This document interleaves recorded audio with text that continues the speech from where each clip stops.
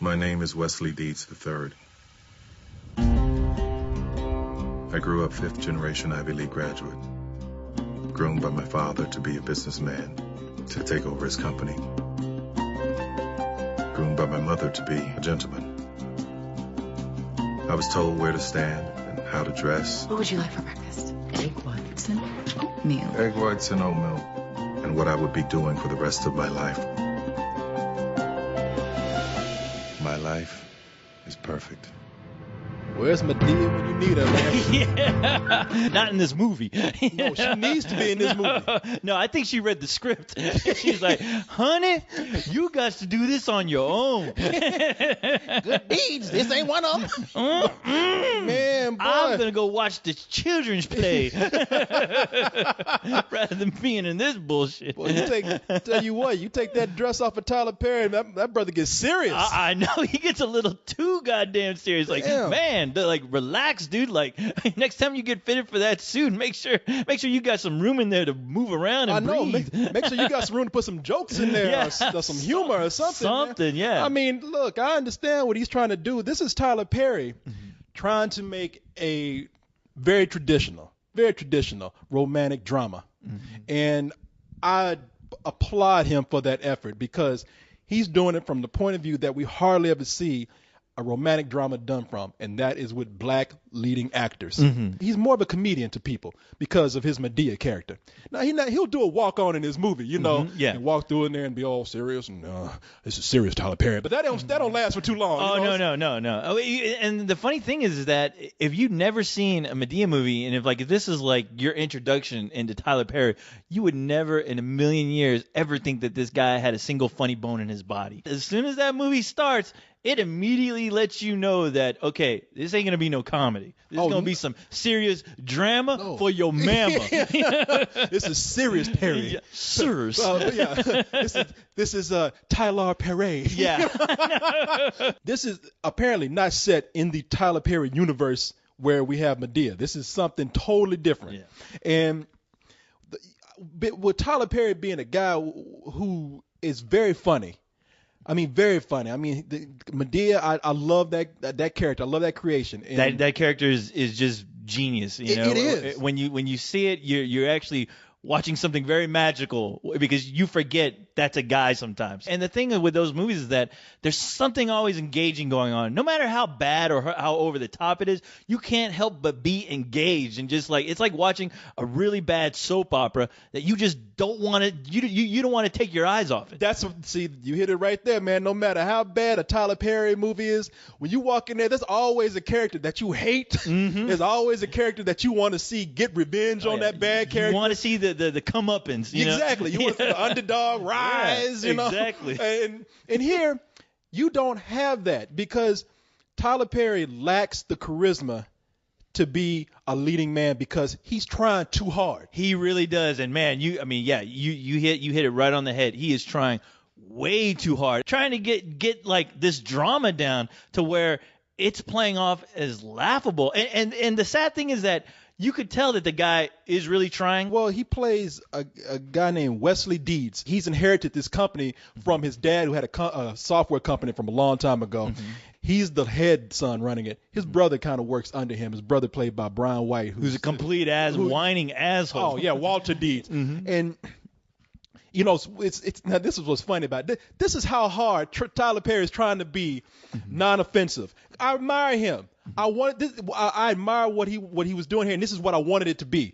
He wants to come across as not the typical black film. Right. He wants to be a film of respectable, beautiful, leading black people. But he's trying too hard, man. I mean, he really looks like he is playing a white man. At the beginning of the movie, he's explaining to people. Now, in the film, he describes how this company, his father started out with nothing. And just kind of a small little software company that rose to this big software company now. But at the beginning of the film, he's telling you, I am Wesley Deeds. I have been groomed to be the perfect person. I have been in this beautiful arranged marriage that's everybody thought was suited for me. And then he goes on to say, I'm fifth generation Ivy League. And I'm like, wait a minute, man. Now,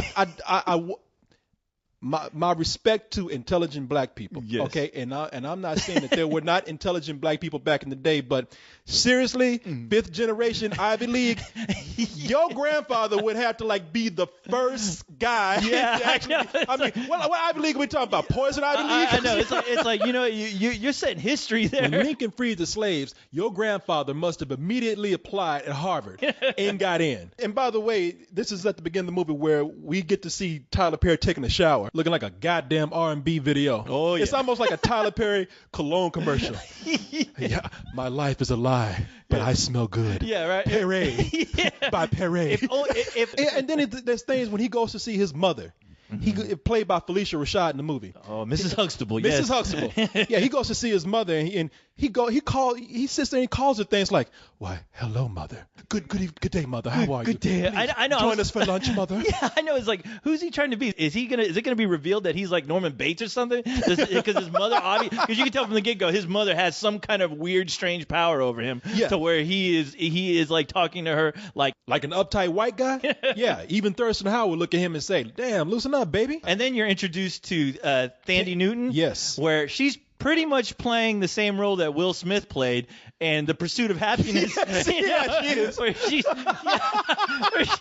she's running around with her 6-year-old daughter. The shit is hitting the fan with her. Well, it's funny because there's a scene where she sleeps in a bathroom like Will Smith. Yeah. I think you saw Will Smith's shoes in the next stall. I know. I was waiting for Will Smith to go, bitch, you got to find your own place. Get the fuck out of here. I know. It's son. occupied by another homeless black person. Occupied. I know. But man, I was so waiting for that moment. I know. She's going in. Will Smith's coming Yeah. out. Vacancy. I know. And the funny thing is that she was also in that movie as well. That's right. Yeah, she was in was. that movie. I was like, is this crossing over or something? I Yeah, don't did y'all switch bodies? Or I know. something? There's an alternate universe I know. where the wife instead of Will Smith was like homeless It's like and an in Alien poverty. vs. Predator kind of thing going on. Yeah, but yeah, this is where I'm waiting for the exaggeration to be piled on, and they do pile on for a little while. Because this character is like, damn man, give this girl a break. She plays a single mother who all in one day she gets a car about towed. She gets the IRS pulling out money from a check so she can't pay for a rent. Since she can't pay for a rent, when she goes home, what's happening? She's locked out and people are stealing her shit. Which is the best scene. Like vultures. I know, which is the best scene. It's like a Mad Max scene, like out in the wasteland where scavengers are going through your shit. And I even think I saw like a pair of Jawas like running off with their TV. Houdini! Wait, that's my Android. Don't take that. I know. I actually saw a vulture riding off with a lazy boy. I know. That was so hilarious. Yeah, and within 24 hours, she's at a homeless shelter, goes to a homeless shelter, gets attacked by a homeless person. I know, she gets attacked by homeless Gandalf who's trying to eat her daughter or something. He's hovering over like, bleh. Yeah, and that is, and really, that's the kind of exaggerated world of Tyler Perry that I want to see. And Tyler Perry's mind is like, she don't have it that bad. Not yet. Wait till you see what I do to this bitch. Child Protective Services comes in. Oh my God. Yeah, they might as well have been monsters like carrying away that little girl. Come on, girl. And she's like screaming, no! Come on, girl. Come with Child Protective Service. I know. But that's where we finally realized that, okay, it took all this time to see that, all right, this is, and we could see it from the trailer. I don't know what I was expecting. This is sort of a Pretty Woman story where you have the rich executive who falls for the poor janitor girl, because that's how he meets her. She's a janitor in his building, and they kind of cross paths when he's about to have her car towed, and you can see the sparks kind of fly right there. You can see, oh, this girl, this is the true happiness that I'm looking for. She's the key to my life being what I want it to be. One bedroom here, another bedroom here. You need me to clean it? Clean. No. I want you to live in it. What? It's one of our corporate apartments, Lindsay. We've got a few of them. Nobody's here most of the year. You can just live here as long as you need to. I can't. I know that you're proud. I know that you're used to doing everything on your own. Sometimes even the best of us, we all need a little help. He's engaged to get married to Gabrielle Union. Hot girl. I don't know why you want to fuck that up. And I'm thinking, like, now what guy would actually turn away Gabrielle Union to go after the janitor. Well, if the janitor looks like a fucking model, I guess. You know? I mean, this woman here, she can't afford a home, can't afford no gas for a car, and yet somehow she manages to afford makeup. Yeah, every day. An iPod. An iPod. Hello. Yeah. It's like, wow. It's like, oh, she must really love that kid because you know what? If she really did, all that shit would have been sold. Baby, mama loves you, but mama loves iTunes more. That's right. Mama needs her music to get through the day. You can't do that. Really? Do you expect us to believe that this girl? I mean, goddamn, Tyler Perry. At least you know, have her show up out of makeup. Yeah. Make her hair kind of kinky before she goes in. I know. You know? Well, don't worry because there's a point where when she has to go to the homeless shelter, you have her everywhere she goes. She's glamorous. I mean, even when she's standing in line for the homeless shelter, you got her dressed up in a nice leather jacket, a nice hat, some tight jeans on, you know. Yeah. And then when she leaves the line, the guy behind her is dressed up in a trash bag, one blue sock, one red sock. Yeah, I know. You see a guy with a stick with a red polka dot, with a bandana. Yeah, you got the bearded, holding everything he owns. Yeah, you got the bearded woman behind her wearing some clown shoes. You know, it's like, wow. I mean, come on, costume shop for homeless people. Yeah, you know, come on, man. Either cast Monique, you know, or and I know it's hard to make Tandy Newton. Your leading woman has to be beautiful, but that beauty has to be surprising later in the movie. You have to like believe this character is not so attractive, and then later in the movie you have to be like, wow, she really is beautiful. No, from the very beginning, she is a hot janitor. I'm like, man, I know it's hard to make Tandy Newton look bad, but keep her ass up for 48 hours. Make her run around the block about 5 times before you shoot or something, you know? I know, and I'm like, what? This chick can't be a hostess somewhere at some really nice, like expensive ass diner. I mean, are you kidding me? She's hot.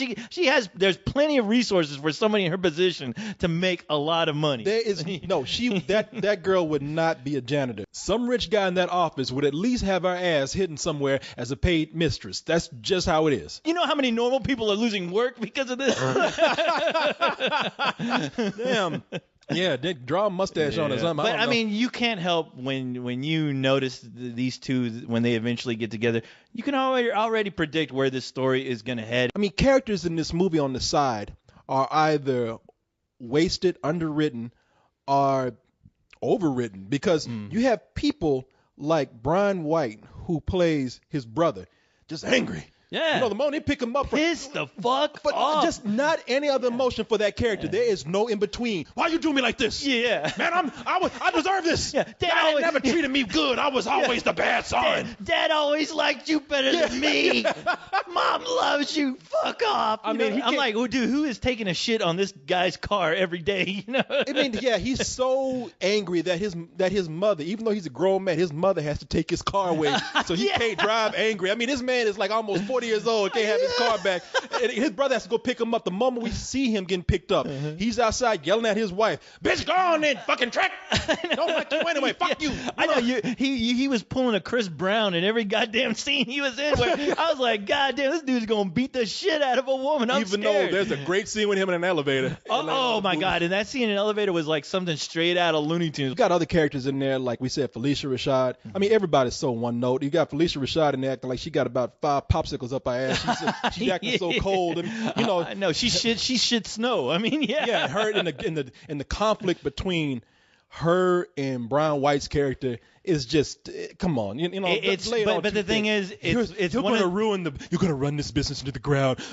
You're not like good Wesley right here. I know. I love that cliche. She's like, why can't you be more like your brother? And I'm like, wow, did they just use that? Did you just say that? Yeah, I know. Really? They take it to a King Lear, almost kind of some sort of Shakespeare tragedy type thing. Is this what you wanted to see, mother? Is this what you wanted? Yeah. Is this what you wanted me to do, mother? I know. It's like King Lear on fucking acid. Where you're like, whoa, come on. Hey, let's be a little subtle here, all right? Subtlety goes a long way, Tyler. Yeah, when did I start watching Tyler Perry's Shakespeare? You know? I know. It's like Shakespeare in the goddamn park, like right behind the HEB or something, you know? But that's hardly ever explored in the movie except for a couple of scenes. And then you have what's her name? Rebecca Romaine, where she just plays the friend of what's her name's Gabrielle Union. Gabrielle Union. She's just playing a friend. There's- But yeah. it could have been. They could have cast anybody. But the worst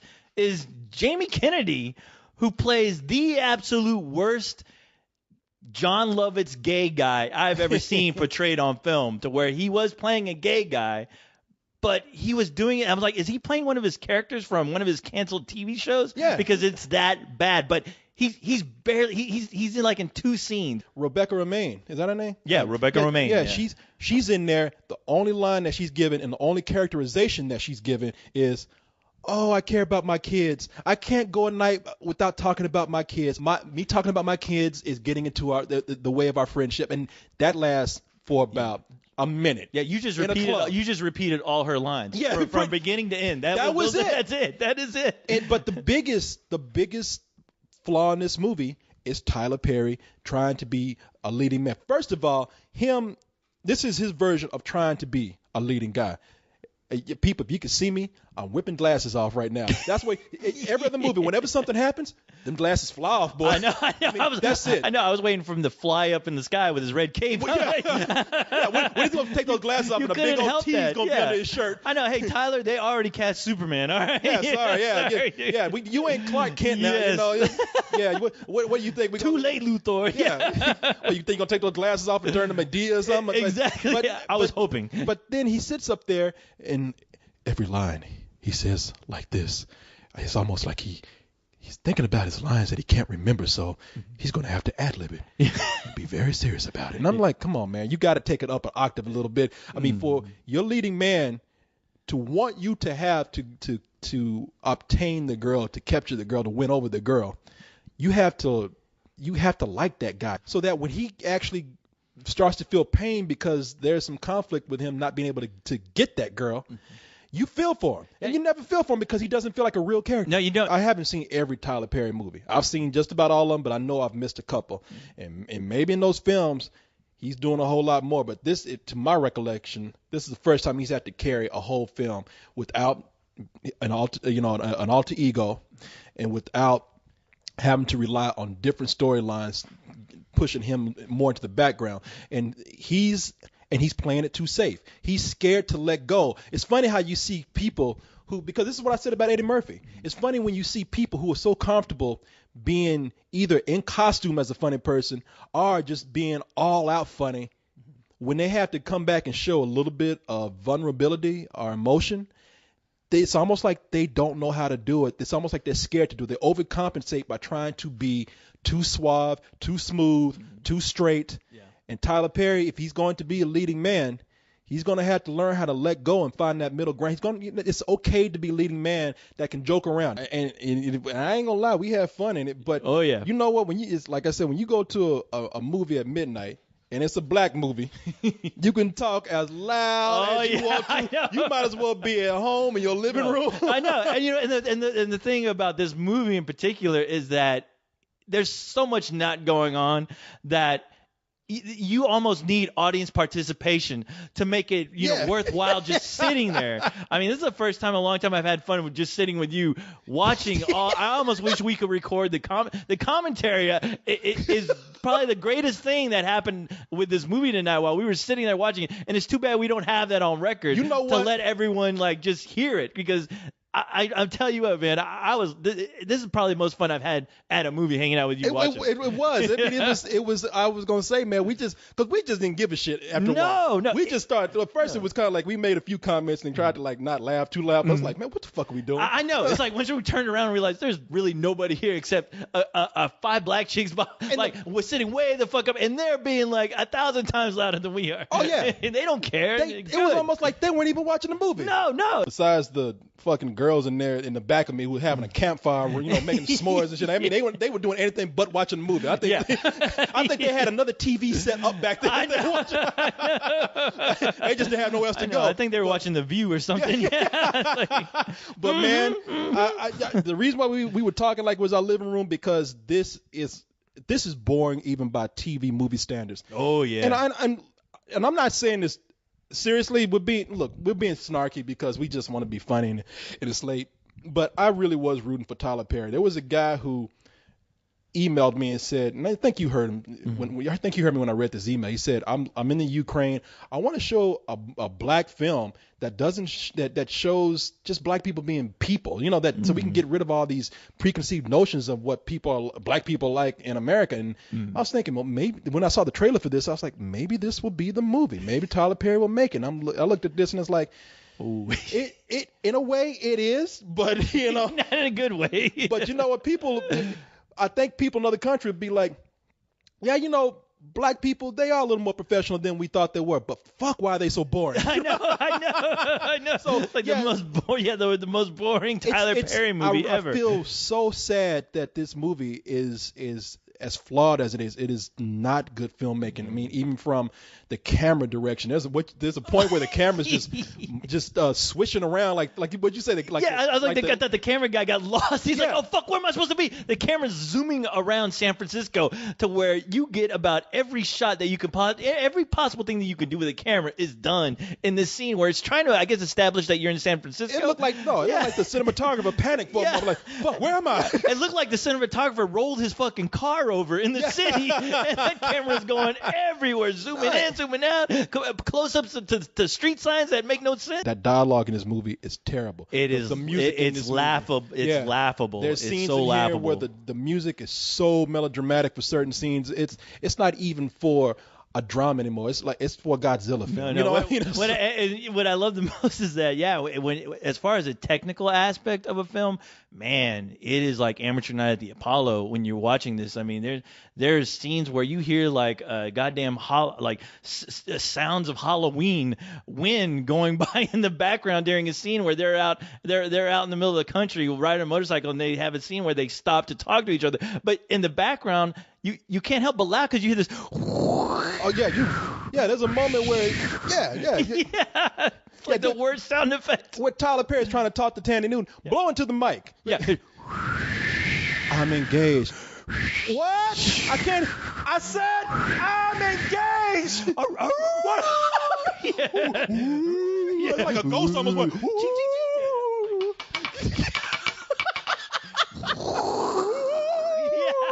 And there's a great fight scene where and I don't even want to give it as a spoiler, but there's some shit that goes down in an elevator, and you hear somebody scream like, ah! Get out! Ah! And then like we go into the next scene, and then like, and then you.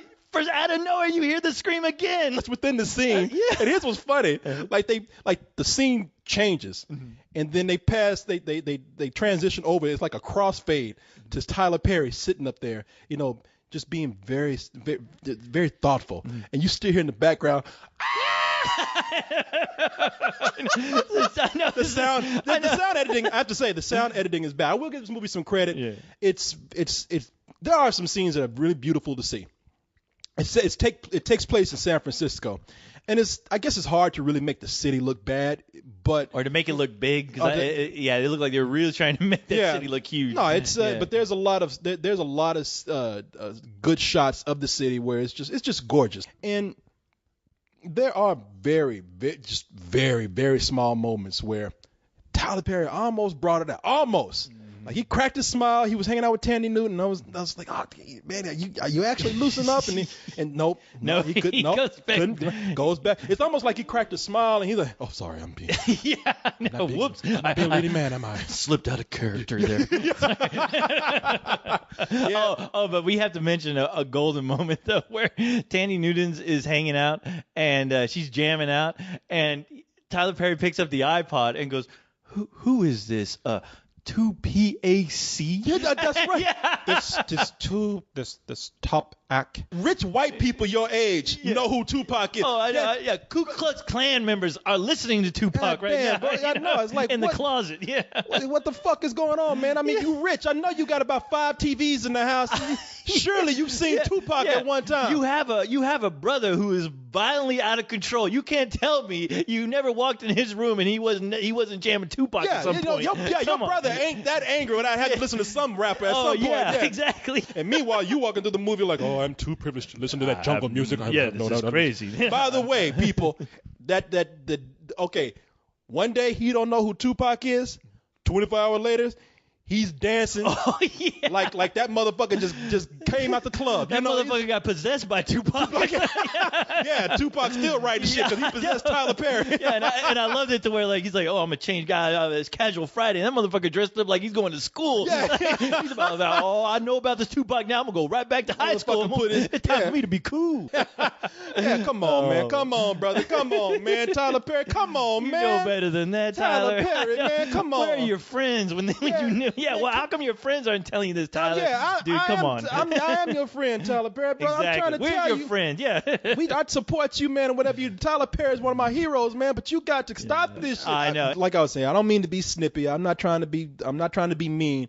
I want to support this movie. I want to support it so bad, and I hope Tyler Perry can come back and learn from this and make something similar that actually succeeds in what he was trying to achieve right here. You can only hope. But fuck, man, it hurts. It hurts. Tyler, you just got me up against the wall, man. I can't do nothing but give it some bullshit. Bullshit. I'm with you, because you know what? I believe in tough love. All right, and yeah, giving this movie some old bullshit, it's tough love. When it all comes down to it, life isn't about how much we get. It's about how much we share.